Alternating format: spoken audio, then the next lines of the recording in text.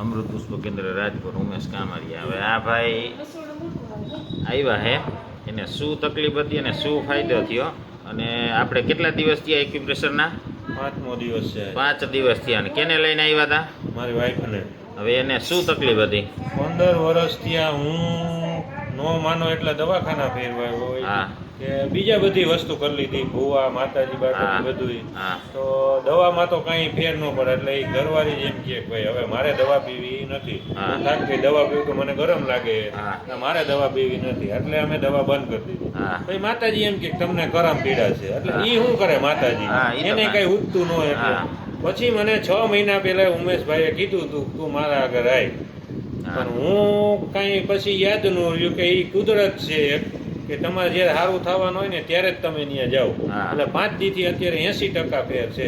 Acupressure એટલે કોઈ પણ ને આવવું હોય ને તો ઉમેશભાઈનો મોબાઈલ નંબર ઉમેશભાઈ બોલે એ નંબર ફોન કરીને અહીંયા યુનિવર્સિટી રોડ ઉપર હા. તમારે પ્રેમથી પધારો, તમને સારું થઈ જશે. તમારા વાઈફને ફાયદો થયો એટલે તમે કહો છો. હા, બાકી 15 વર્ષમાં બધું કરી લીધું. બધું કરી લીધું. બરાબર ને? જય દ્વારકા. જય દ્વારકાધીશ.